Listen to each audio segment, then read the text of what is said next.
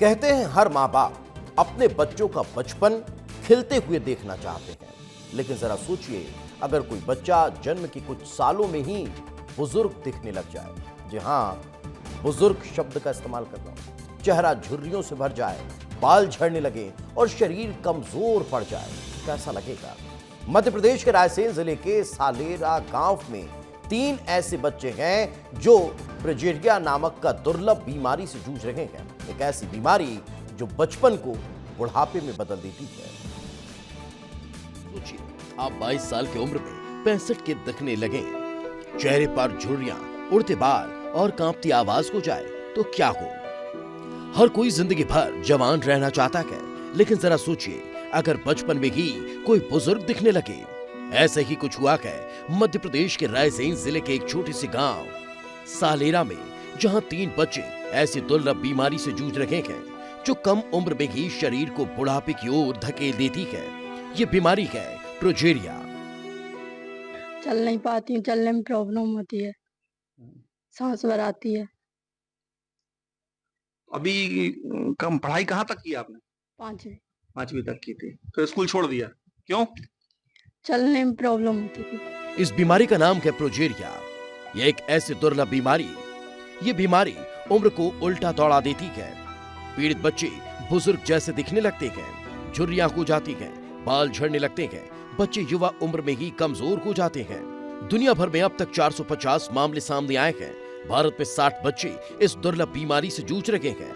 60 में से 3 बच्चे रायसेन के सालेरा गांव के हैं। रायसेन के गांव सालेरा में इन दिनों कुछ परिवार ऐसे हैं जो हर दिन अपने बच्चों के साथ बचपन में बूढ़ेपन की लड़ाई लड़ रहे हैं। 3 बच्चे ऐसे हैं जो अपनी उम्र से कहीं ज्यादा बुजुर्ग दिखने लगे हैं। चेहरे पर झुर्रियां हैं, सिर के बाल झड़ रहे हैं और शरीर भी धीरे धीरे कमजोर हो रहा है। ग्रामीण बताते हैं कि इस बीमारी की शुरुआत गांव के करण सिंह की बेटी सुनीता से हुई थी, जो आज 22 साल की है। उनके बाद रंजीता बैरागी के घर में भी वही दर्द दोहराया गया। रंजीता की बेटियां 17 साल की राजकुमारी और 15 साल की रोशनी इस बीमारी से पीड़ित हैं। उनका छोटा भाई राजकुमार, जो महज 7 साल का ही था, इसी बीमारी की वजह से अब इस दुनिया में नहीं रहा। उनकी मां गणेशी बाई बताती है कि जब बच्चे पैदा हुए थे तब सब कुछ सामान्य था, लेकिन कुछ ही महीनों में उनके शरीर पर झुर्रियां दिखने लगी, बाल झड़ने लगे और धीरे धीरे वे चलने फिरने में असमर्थ हो गए। विस्तार न्यूज की टीम आज ग्राउंड जीरो पर मौजूद है और रायसेन के पास सालेरा गांव में आई है, जहां पर इसी बीमारी से पीड़ित कुछ बच्चियां हैं जिनकी उम्र अभी मात्र 15 से 17-18 साल, जो यहां पर तमाम इनकी बीमारियों का इलाज का यहां पर लेखा जोखा रखे बैठी हैं कि कहां कहां उन्होंने बीमारी का इनको इलाज कराया, लेकिन बावजूद इसके बच्चियों की स्थिति में कोई सुधार नहीं हुआ। बच्ची को बीमारी बचपन से है सर।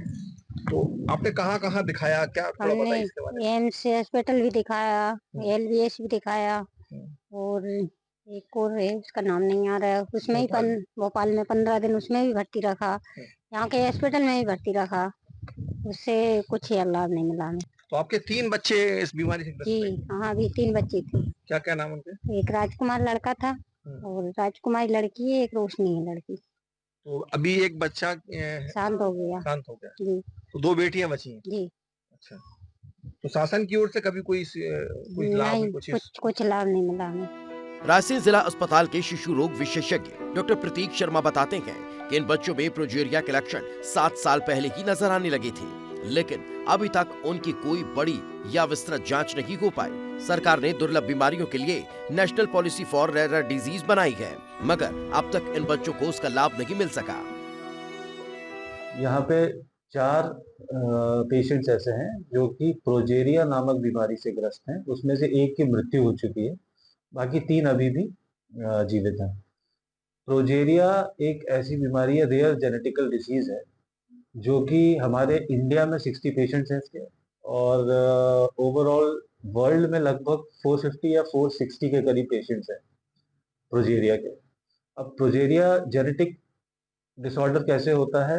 ये एक जीन का प्रॉब्लम है जिसके कारण ये परेशानी होती है। एक ऐसी बीमारी जो बचपन की मासूमियत को छीन लेती है और बच्चों को बुढ़ापे की दहलीज पर पहुंचा देती है।